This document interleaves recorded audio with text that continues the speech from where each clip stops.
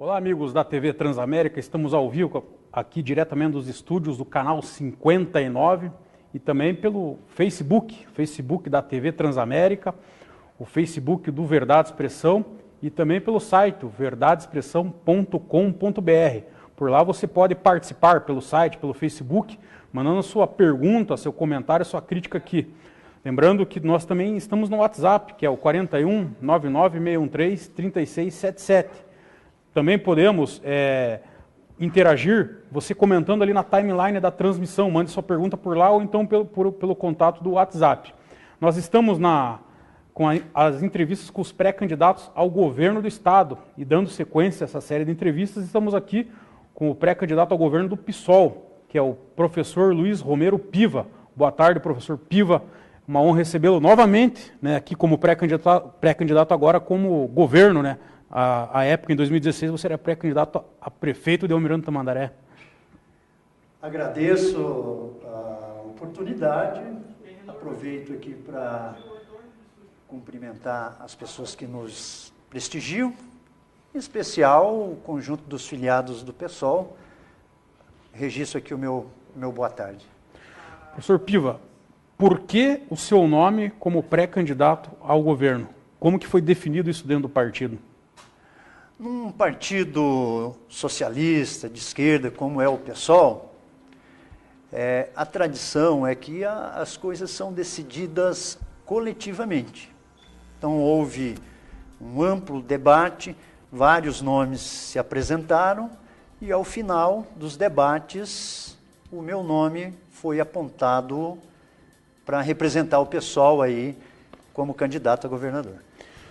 E como que se iniciou a sua militância na política? Você era do PT, foi vereador em Almirante Tamandaré pelo PT e agora no PSOL. Por que essa mudança de partido?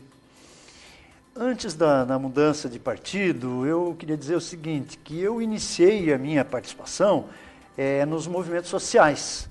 Ainda no final dos anos 70, eu me envolvi com pessoas das pastorais, da teologia da libertação, grupos de jovens que se reuniam para fazer a leitura da Bíblia e debater os problemas reais. Ali é que eu iniciei. Depois eu vim para Curitiba, prestei o serviço militar.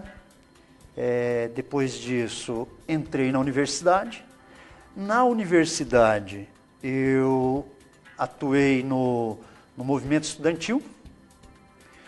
Depois eu tive a oportunidade de trabalhar na SEASA, num programa que era vinculado com as associações de moradores, chamava Compras Comunitárias. E eu entrei em contato com todo esse movimento popular de Curitiba e região metropolitana, na condição de funcionário desse programa Compras Comunitárias. Ajudei a organizar o Sindicato dos Trabalhadores da SEASA, sendo que organizamos uma greve à época. Por conta dessa greve eu acabei sendo perseguido, acabei sendo obrigado a pedir demissão. Quando então eu fui para Almirante Tamandaré e chegando em Almirante Tamandaré, eu me envolvi com o movimento popular, onde participo até hoje. Lá nos anos 80, participei e ajudei na fundação do PT. O PSOL vai surgir a partir da hora que o PT assume o governo federal. Um grupo de pessoas, com alguns parlamentares, tiveram divergências políticas na maneira de tocar o governo, e ali é que nasceu o PSOL.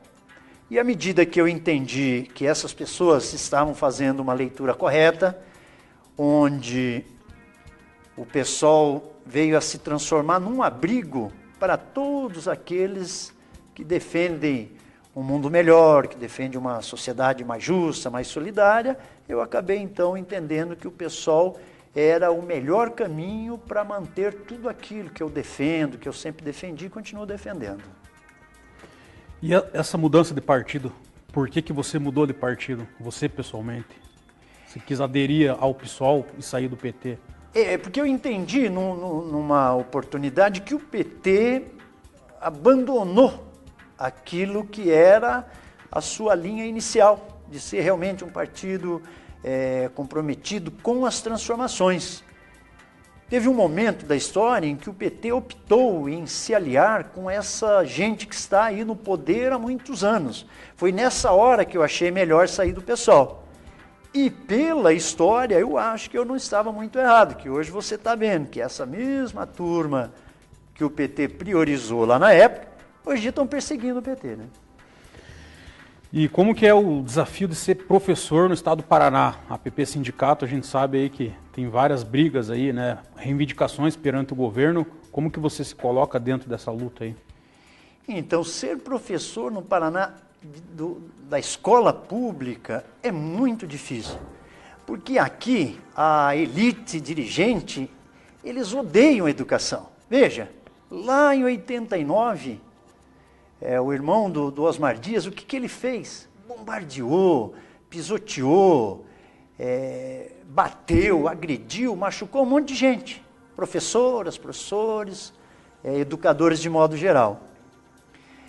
Vem a época do Requião, quando nós, depois de muitos anos, conquistamos um plano de carreira a nível nacional, ele entra na Justiça, no Supremo, contra aquele piso, que fez retardar a sua aplicação por conta dessa obstinação do Requião em tentar barrar esta lei. Chegando aos dias atuais, da turma aí da Cida, do Beto Richa, não precisa nem eu falar como eles tratam a educação, né?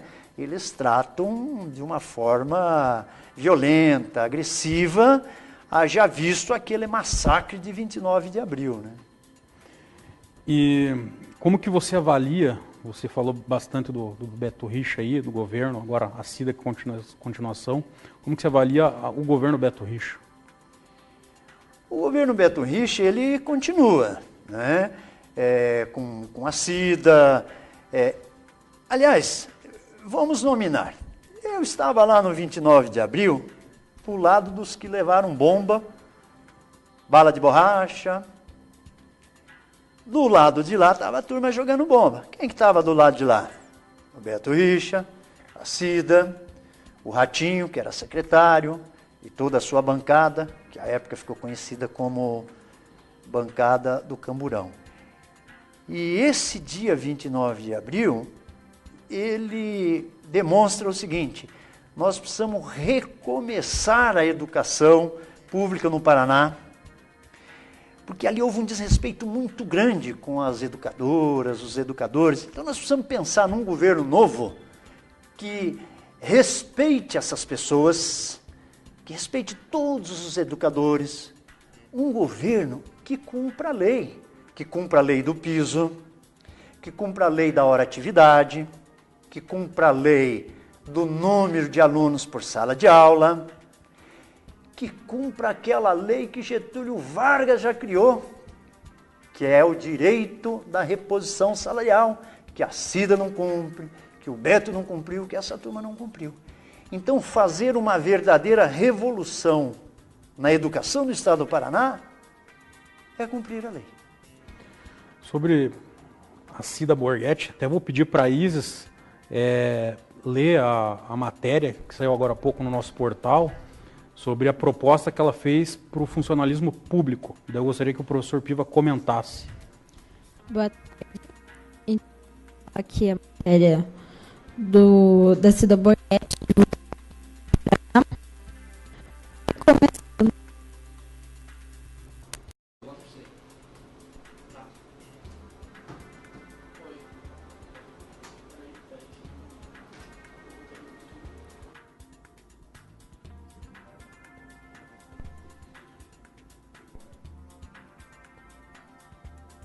Basicamente, essa matéria aí, ela fala sobre, acho que estamos com um problema aí no retorno aqui, essa matéria fala sobre o funcionalismo, a proposta que a governadora Cida Borghetti fez de 1%, aumentar 1% no salário dos funcionários, a reposição, né?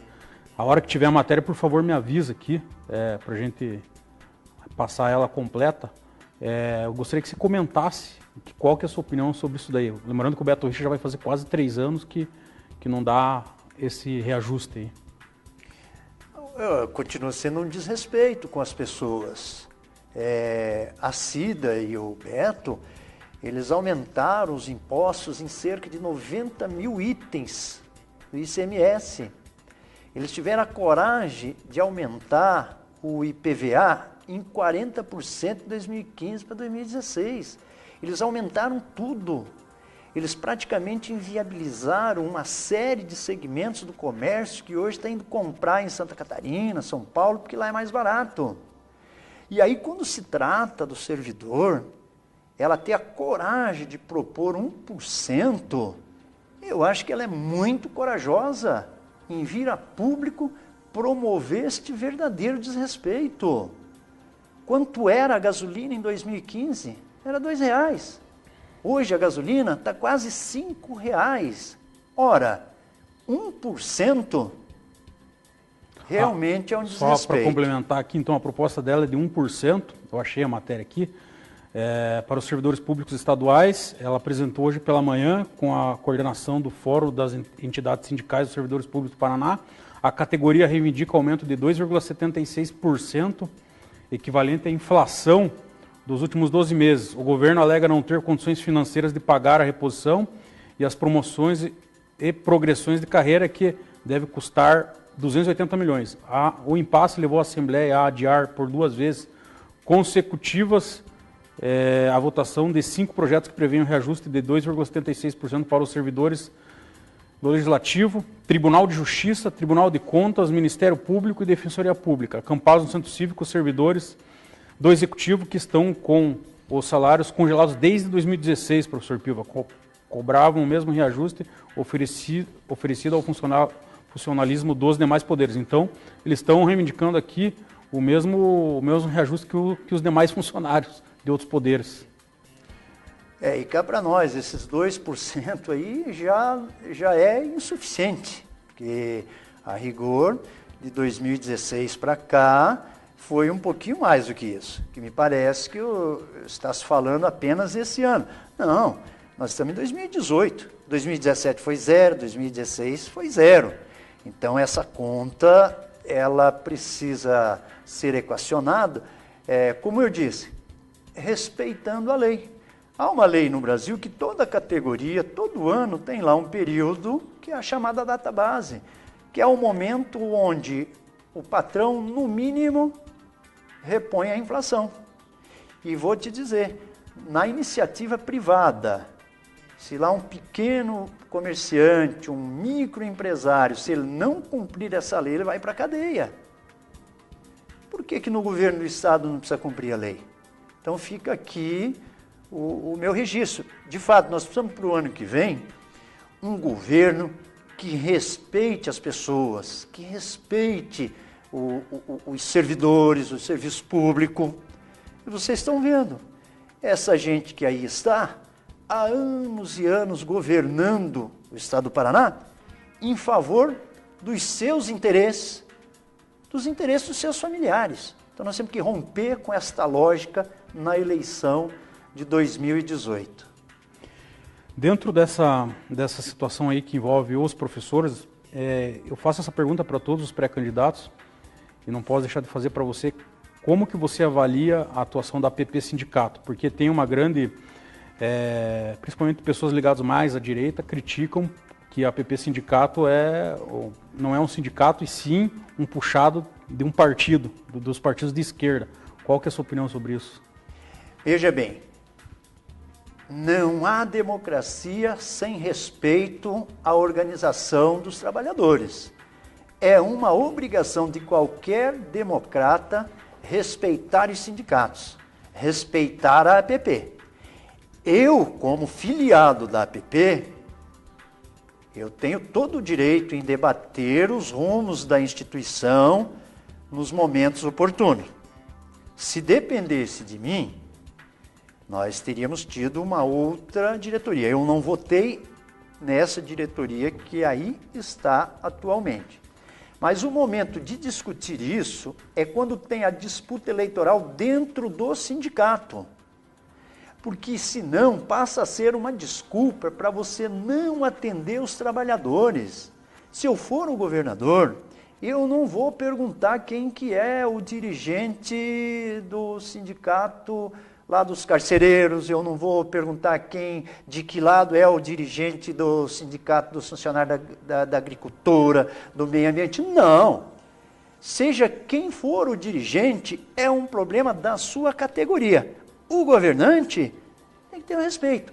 Ou você é um democrata de verdade, ou você é uma pessoa autoritária. Quem ataca as instituições, as organizações dos trabalhadores, é porque não tem respeito com o povo. Os sindicatos são fruto da luta de pessoas lá do século XIX, de pessoas que perderam suas vidas. Aliás, você como apresentador tem em sua família pessoas que lutaram lá nos anos 30, nos anos 40, seu falecido avô era um grande guerreiro, um lutador. É graças a esse tipo de gente que hoje os trabalhadores têm algum tipo de direito. É em memória e honra a história dessa gente que eu digo, somos obrigados a respeitar as organizações dos trabalhadores, porque sem elas o mundo ainda viveria na barbárie. E olhe que nós temos um presidente, no momento,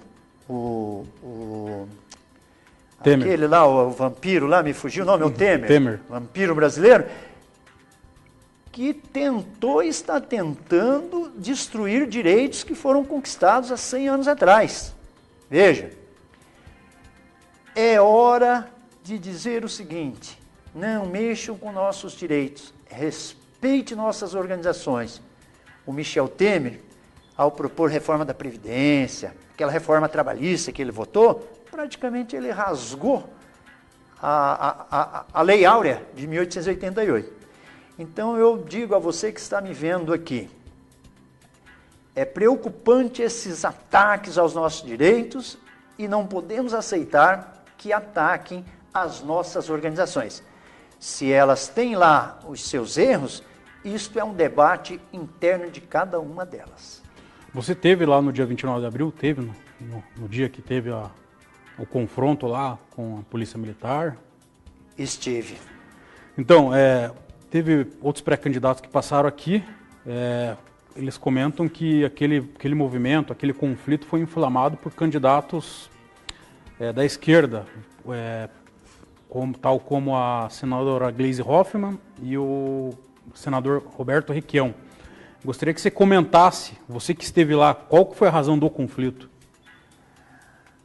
Bom, eu não sei quem é que mandou o helicóptero perto das 14 horas, dar voos rasante, tentando nos intimidar, quase arrancando a copa das árvores.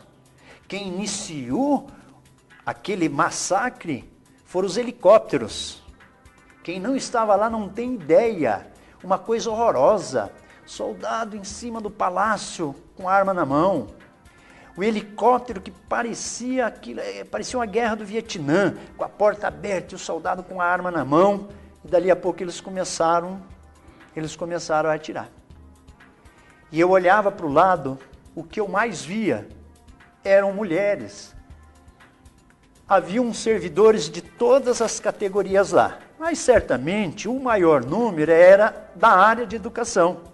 E vocês sabem que na área de educação, o maior número de pessoas são mulheres. E era esse tipo de gente apavorada. Eu pensei, vão jogar uma bomba e tal, e para. Não. Passaram-se os minutos e foi aumentando e tiro, uma coisa desnecessária.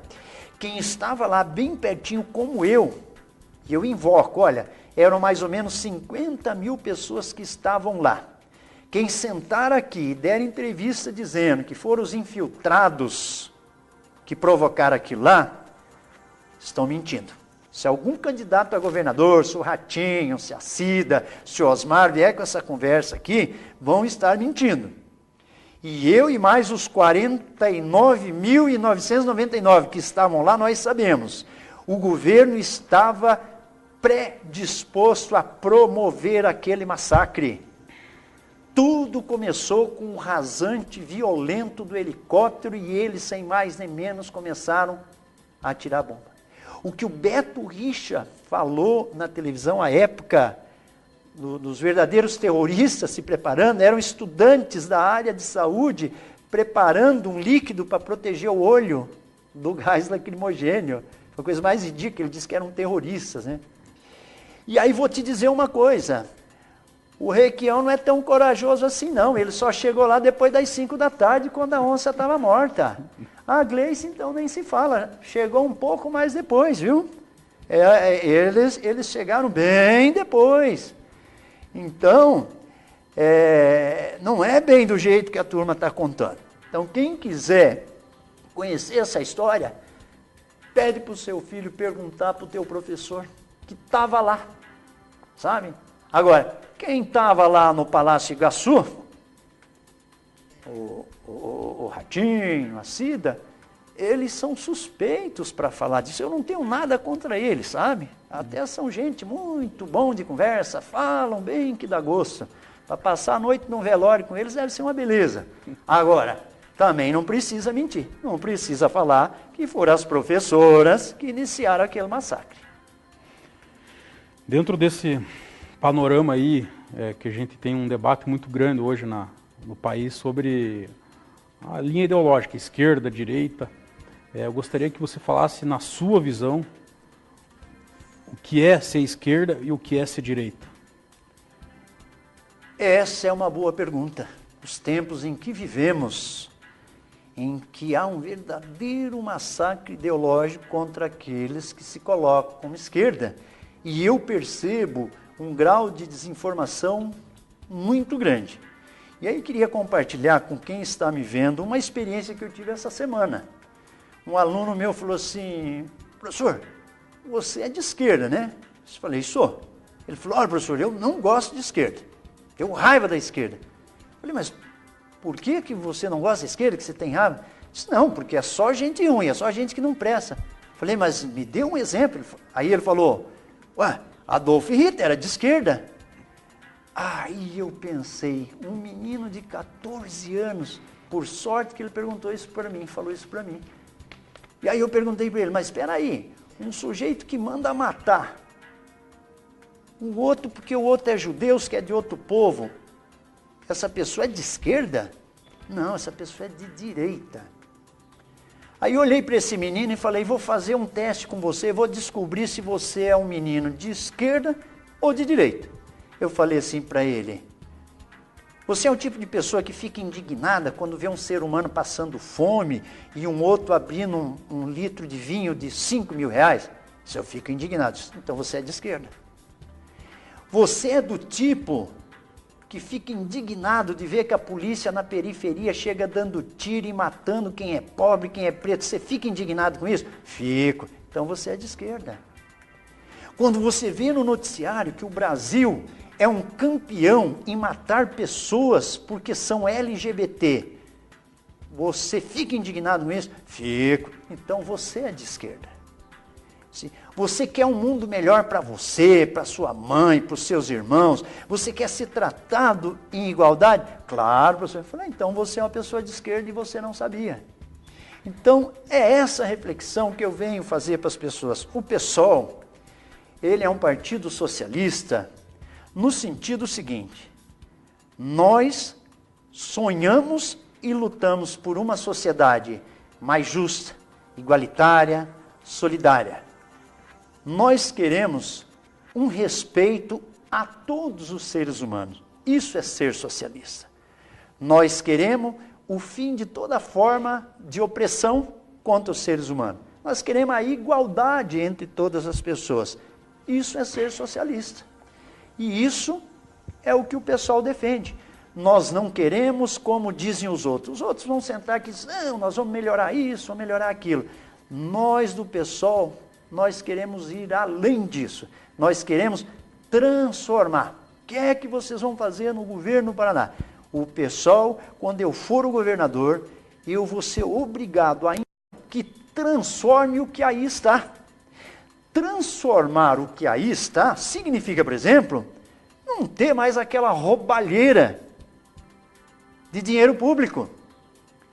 Aliás, As pessoas até duvidam. Diz, Piva, você vai acabar com a corrupção? Como é que você vai fazer para acabar com a corrupção? Eu andei pensando uma alternativa. Eu estou pensando em convidar o Beto Richa o ano que vem, que se a Lava Jato resolver prender quem é de outro partido, Beto Richa vai estar preso ano que vem. Daí ele vai ter todo o tempo do mundo. Eu vou chegar nele e falar, Beto Richa, você que é um cara que entende certinho como é que a turma faz para roubar dinheiro público. Como é que faz para roubar o dinheiro de uma escola que não é construída? Me explica como que isso é possível. E aí ele vai me explicar, eu sei que ele vai me ajudar. E aí, baseado na sabedoria dele, vai ser possível impedir toda a roubalheira.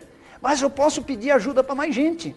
Eu posso pedir ajuda para o Osmar Dias, que o Osmar Dias apareceu aí numa lista de R$1 milhão que entrou para ele. O presidente do partido dele está quase para ser enjaulado. Posso pedir ajuda para a Cida Borghetti, afinal ela é de um partido que é campeão de deputados envolvido em corrupção. Então, realmente, acho que o marido dela deve ser um craque nesse negócio. Ele pode me ajudar bastante. O Ratinho nem se fala. Quando o pai dele era deputado, o pai dele se envolveu no escândalo de vender a vaga dele para um outro partido, para o partido ter direito ao horário eleitoral gratuito. Só não foi preso naquele tempo porque não tinha Lava Jato. O Ratinho tem a experiência do candidato a presidente dele há 4 anos atrás, embolsou 5 milhões do Aécio, segundo noticiou a imprensa, só para xingar a Dilma. Depois ele foi para o PSD. No PSD, o presidente, o Kassab, foi motivo de piada. Um delator deu risada numa gravação dizendo que o Kassab falou, não, eu quero 10 milhões para o partido, mas 1 milhão é para o meu bolso. O delator até... Então toda essa gente poderá contribuir explicando como que se faz para roubar dinheiro público. E aí nós vamos adotar todas as medidas para impedir que isso ocorra. Você estava falando sobre a corrupção, remodelar esse sistema de governo. Você falou várias vezes sobre a Lava Jato, então eu queria a sua opinião sobre a Lava Jato. Eu acho o seguinte, toda e qualquer forma de combate à corrupção é bem-vinda. Agora, se eu estiver no governo do Paraná, nós vamos ser mais radical do que a Lava Jato. Primeiro, nós vamos dar completa autonomia para o GAECO, aquele grupo de gente GAECO. séria, GAECO, não é isso? Grupo de atuação e combate ao crime organizado. Ali tem gente séria, conheço vários. O Beto Richa tentou destruir o GAECO. Nós vamos dar autonomia, nós vamos dar estrutura, nós vamos dar condição. E eu vou chamar a turma do GAECO e dizer o seguinte, vocês têm o que precisar. Só, por favor, esqueça o partido dos investigados. Não olhe para partido. Ladrão é ladrão, não importa o partido. E eu tenho certeza que fortalecendo este grupo, nós vamos dar um salto de qualidade aqui no Paraná. Agora, eu vi esses dias que a atual governadora lançou lá um departamento, fez uma propaganda na televisão. Aquilo ali, francamente, me pareceu uma piada de mau gosto. Porque se ela quiser mesmo combater a corrupção de verdade, ela que dê autonomia, recursos financeiros para o GAECO. Talvez ela não tenha tanta vontade de combater assim não, até porque gente da família dela, até o irmão dela apareceu em algumas denúncias, que eu não sei se é verdade, né? O próprio marido dela apareceu aí recebendo dinheiro de planos privados de saúde, não sei se isso é verdade, nem tudo que é... Mas enfim, no nosso governo nós não vamos indicar, olha... Investigue de tal partido, vou investigar de todos. Você acha, então, que do jeito que está a Lava Jato hoje, então ela é seletiva? Em vários momentos, seletiva, em vários momentos. Eu vi na imprensa, eu não sei se é verdade, que o juiz Sérgio Moro, quando chegou lá o processo do Beto Richa, ele pulou fora. Diz que não pode, que está sem tempo, não sei o quê, mas ele vive viajando aí pelo mundo inteiro, restaurantes milionários e tal. Ele diz que agora não vai... Não é estranho isso? Eu achei estranho. Posso até estar enganado. Uma pergunta aqui, professor Piva, do relativo à educação do Dr. Mesael Caetano dos Santos. Ele quer saber, assim, na sua opinião, o que fazer para cessar a mortalidade de jovens do Brasil e combater a evasão escolar no Paraná. A mortalidade de jovens no Brasil, os números mostram que há uma verdadeira guerra civil não declarada contra os pobres e, em especial, contra os negros, contra as mulheres, contra os povos da periferia. No cenário nacional, é preciso que o brasileiro tenha a honestidade de reconhecer que tudo que foi feito até agora na área de segurança pública está completamente errado. Ter a humildade de reconhecer que essa história que eu vou pedir para matar, que eu vou armar a população, isso é conversa de nazista. Nós temos que ver uma forma de diminuir, nós temos que rever a lei que está em vigor no nosso país. Os presídios são um retrato fiel dos erros cometidos. Nós temos lá uma população jovem, semi-analfabeta, de negros, e na sua grande maioria, que sequer foram julgados. Nós temos nas cadeias o menino pobre que foi pego com um pacotinho de droga, virou um grande traficante. Quando qualquer criança sabe que o grande traficante não está na periferia, não está nos morros.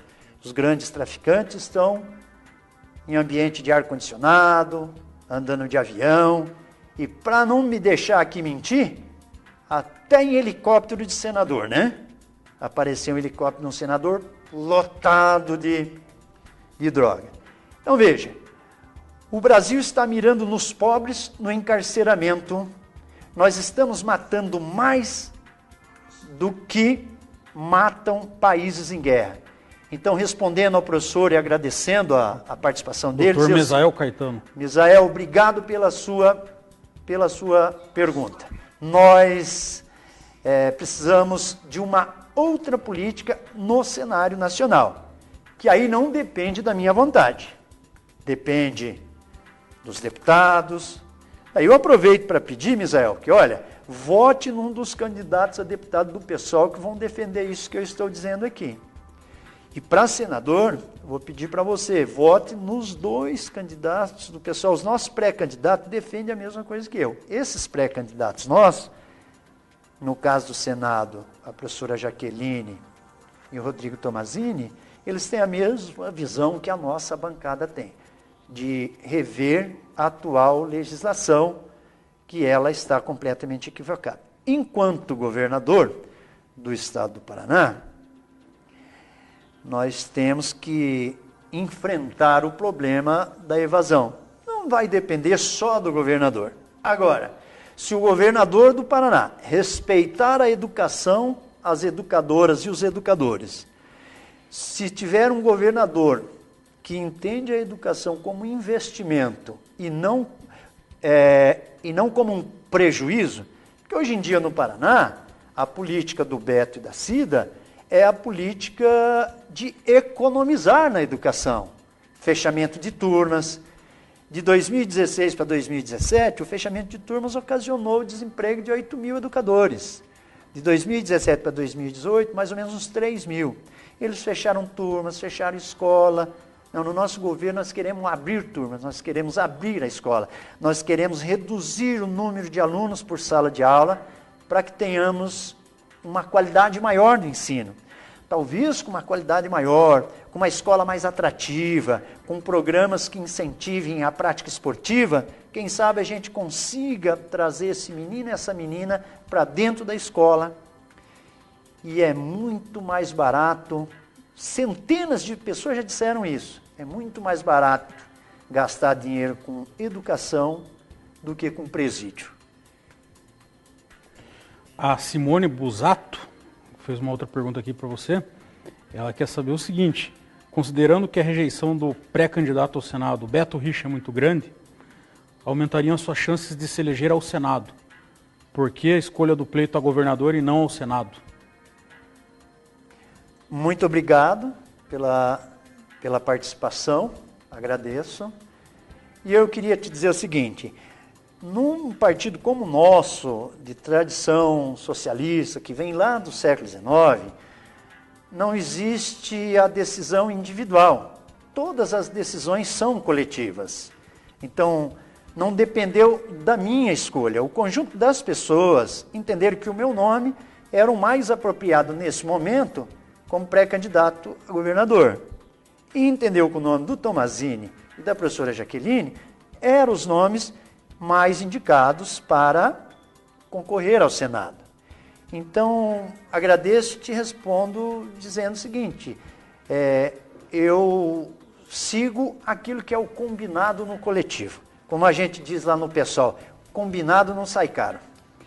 Você falou sobre a questão política, a crise política no país. Eu gostaria que você avaliasse o impeachment que nós tivemos em 2016, o antes e o depois, e se na sua opinião foi um golpe parlamentar ou não. Não há mais dúvida, depois do tempo que passou, que aconteceu um golpe. Só que ao contrário do que a mídia dizia que era o golpe contra determinado partido, foi pior que isso. Foi um golpe contra o povo brasileiro. Não foi um golpe contra uma sigla, não foi um golpe contra a Dilma, nada disso. Foi um golpe arquitetado para que o andar de baixo pague a conta do andar de cima. Foi um golpe arquitetado, inclusive, fora daqui. Nós vivemos um cenário internacional de crise no sistema capitalista.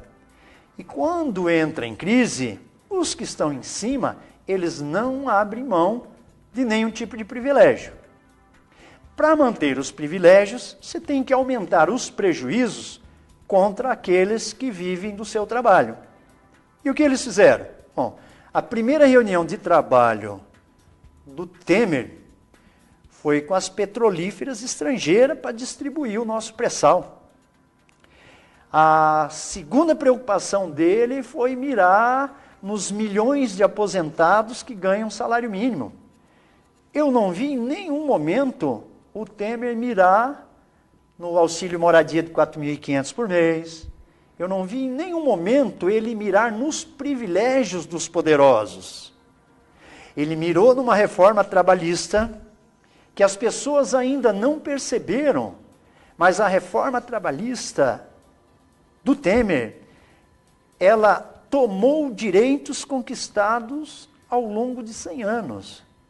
O trabalhador que está me vendo ainda não tem muita ideia do que é o tal do trabalho intermitente. Eles estão começando a praticar agora. Daqui a pouco vai ter gente ganhando menos que o salário mínimo. Ou seja, o golpe foi nessa direção.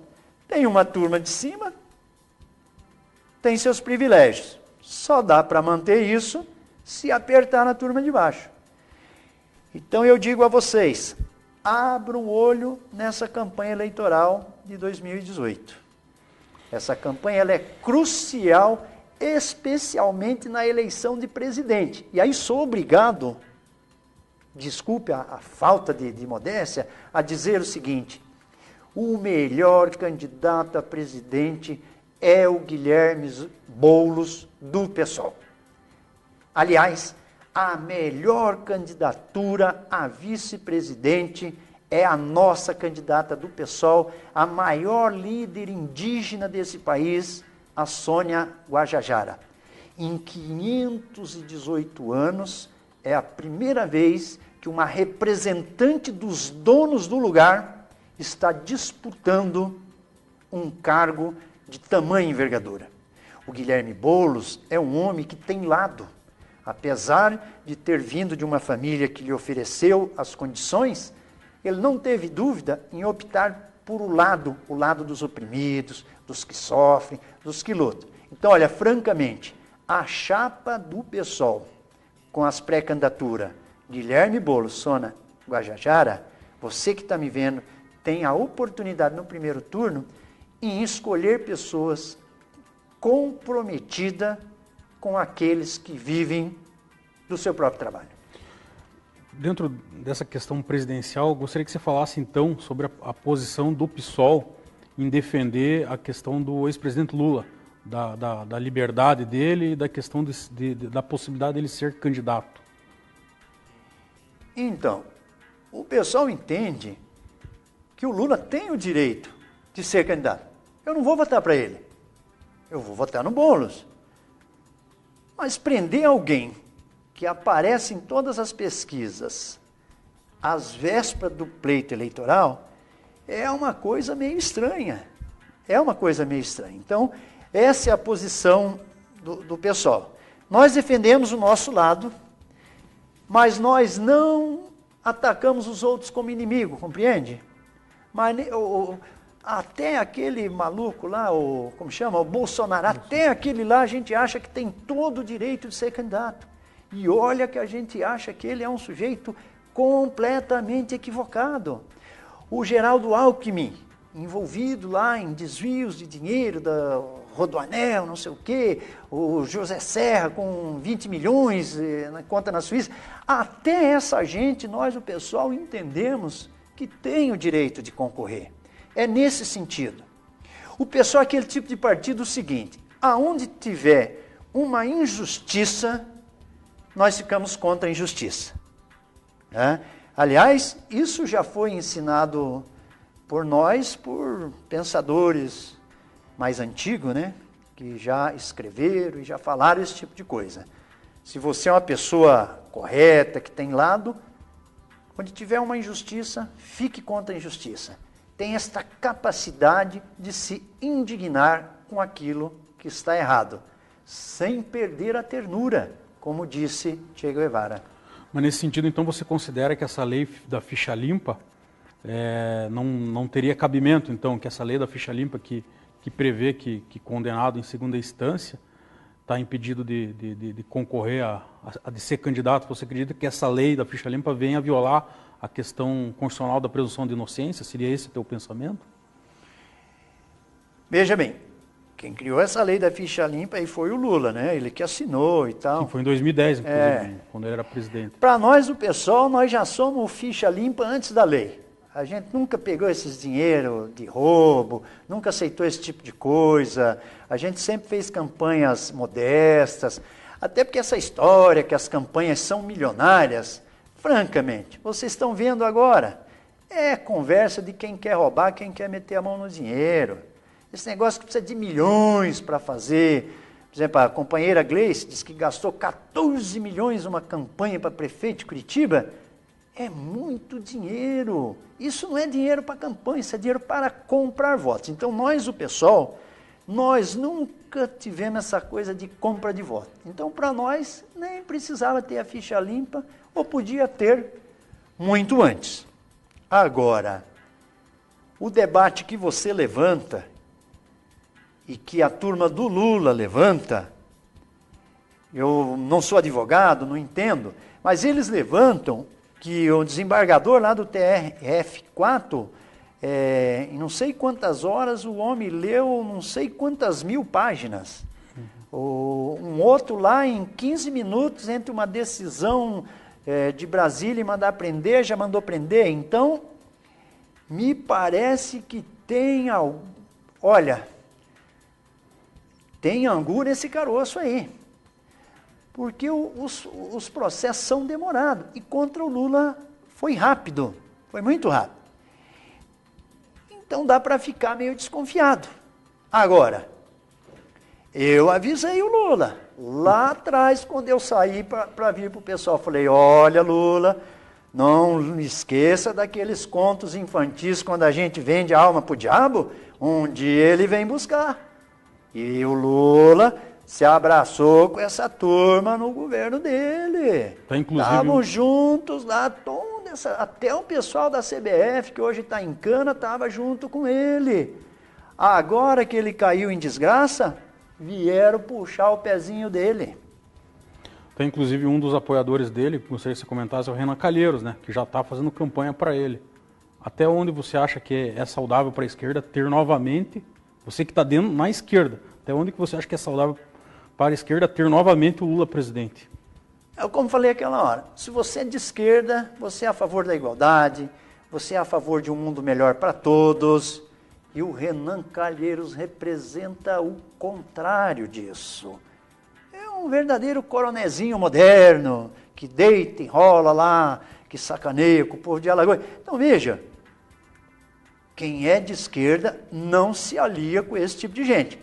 Talvez agora eu tenha melhor respondido por que foi que nós organizamos o PSOL.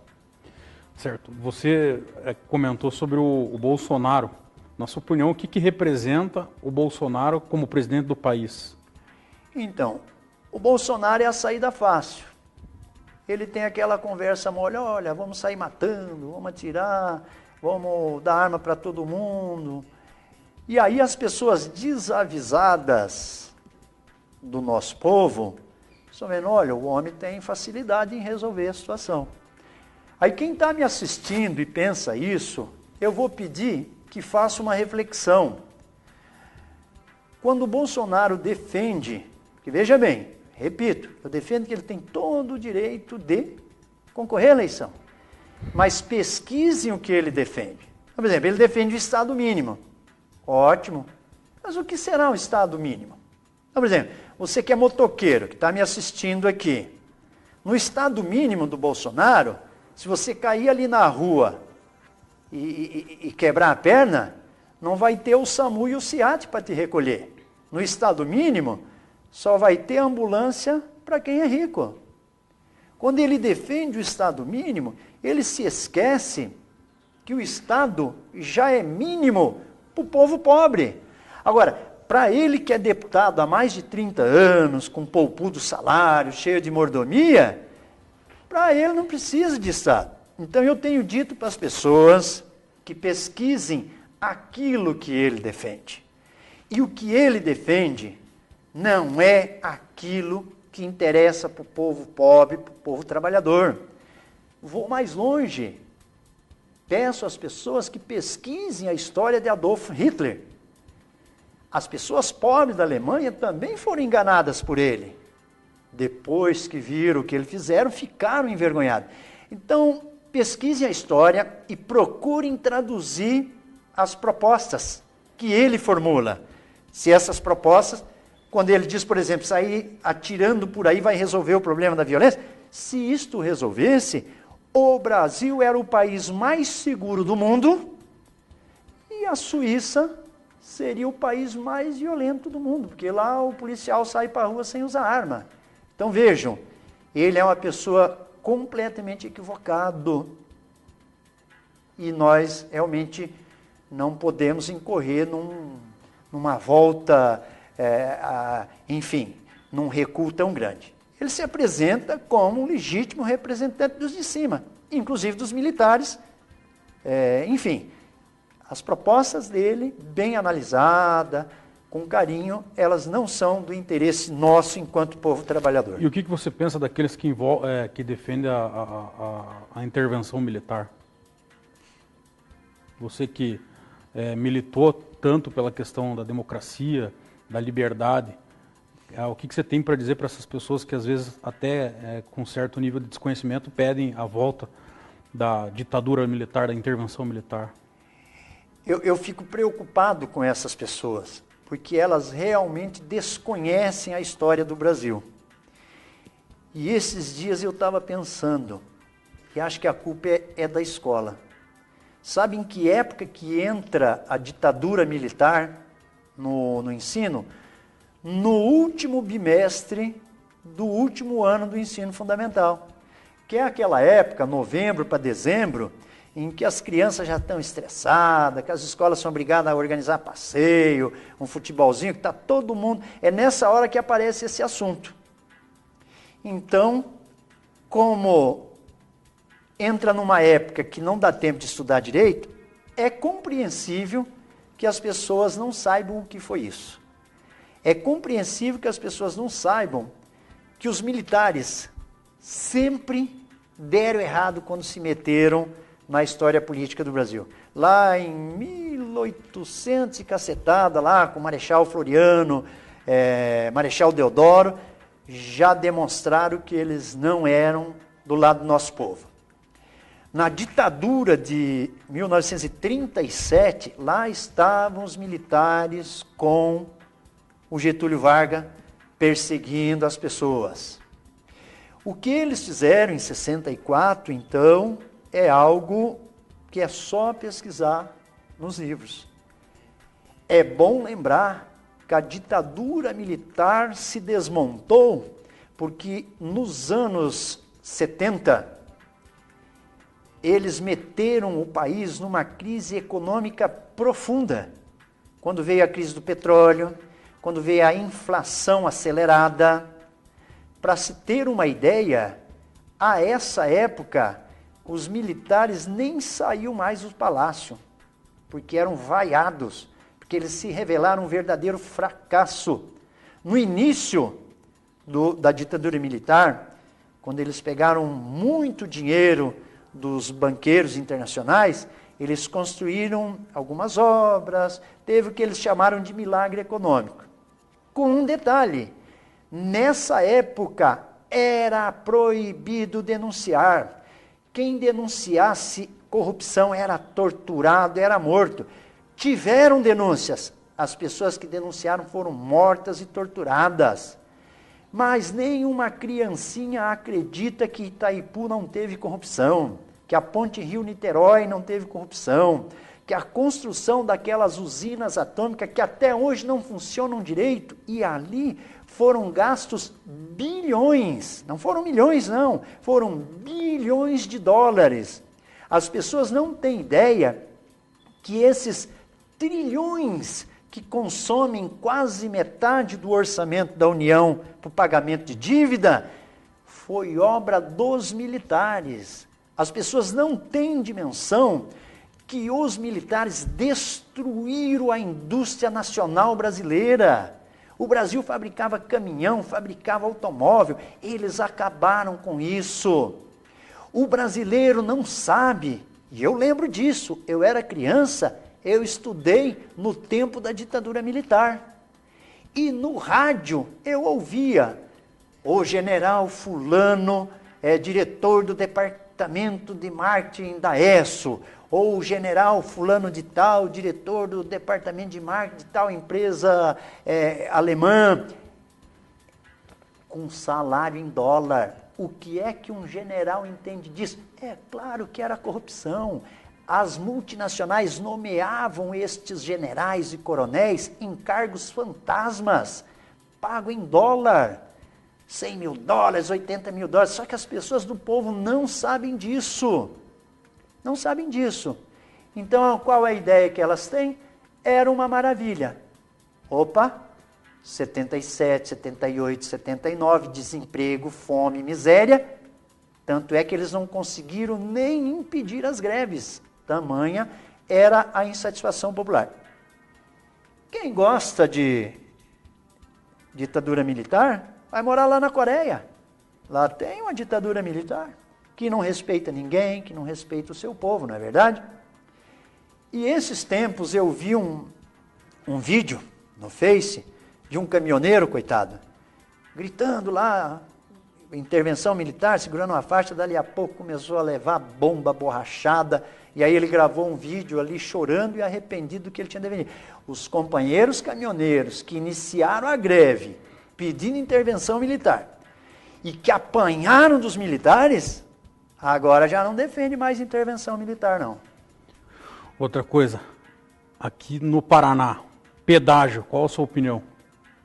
A governadora, ela anunciou que em 2021 vai acabar o pedágio, coisa que a gente não precisava anunciar porque a gente já sabe.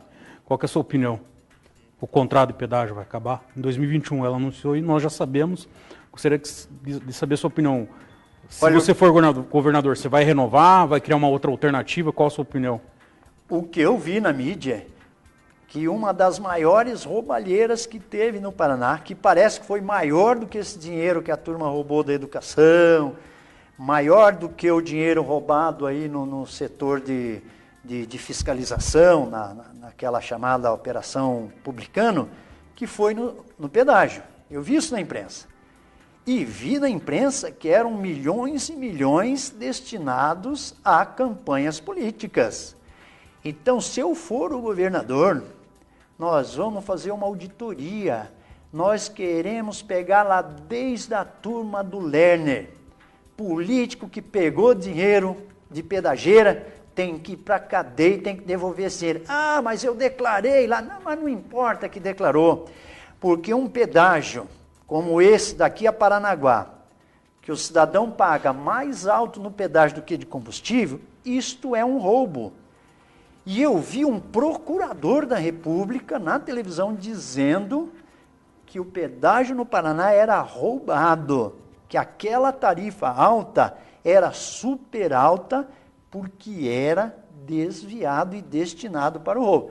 Então, se o pessoal assumiu o governo do Paraná, quem roubou dinheiro do pedágio, se depender da gente, vai apodrecer na cadeia.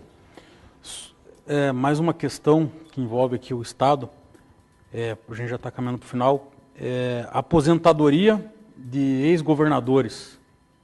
Qual é a sua opinião? Uma vergonha isso. Jamais devia ter tido esse tipo de lei. Aliás, eu era bem jovem, eu me lembro que teve um candidato a governador imbatível, que terminou em quarto lugar. Era o ano de 1990, e esse candidato era o José Richa, disparado nas pesquisas, e o Requião veio e detonou e destruiu a reputação do José Richa, que ele recebia aposentadoria de ex-governador, a aposentadoria que o Requião na época dizia que era coisa de Marajá. Aliás, a mesma aposentadoria que o Roberto Requião recebe, inclusive teve que ir até na justiça, lutou igual um condenado para continuar recebendo isso que ele dizia que era o maior absurdo do mundo. Ele continua recebendo, o Pessutão recebe, as mulheres, né? A mãe do Beto Richa recebe, o seu Paulo Pimentel, um homem milionário, recebe essa dita aposentadoria. Jaime Lerner, professor da universidade, homem cheio de posses, cheio de recursos, recebe essa aposentadoria que é 30 e tantos mil reais. E aí, meu amigo? E aí não tem dinheiro para pagar o coitadinho que ganha salário mínimo. Então isso é uma vergonha que só será abolida, desasseguro, se eu for o governador e se o pessoal assumir. Porque nós, trabalhadores, não temos essa ambição. Para nós, qualquer trocado, a gente se vira. A gente a vida inteira se virou com pouco. Então nós não precisamos dessa fortuna de 30 e tantos mil que o Requião, nosso senador, jura precisar. Nós não precisamos disso aí. Então tá aí, esse é o professor Piva, pré-candidato ao governo do Estado pelo PSOL. Eu agradeço ao professor Piva, desejo sucesso nas eleições desse ano e aguardaremos você de novo aqui no debate. Um abraço. Obrigado, professor Piva. Agradeço a paciência de você que está nos vendo. Sou pré-candidato pessoal. Temos chapa completa. Guilherme Boulos, presidente. A indígena Sônia Guajajara, vice. Para o Senado temos a professora Jaqueline. Temos o Tomazini, que é educador. E é nosso pré-candidato a senador. Conheço o PSOL. O PSOL tem uma bancada de 6 deputados, que é a melhor bancada que tem no Congresso. Venha para o nosso lado, conheça a nossa história, ajude a construir e transformar a nossa sociedade. Muito obrigado. Então a você, 19h30, ao vivo com Miriam Gonçalves, pré-candidato ao Senado. Até mais.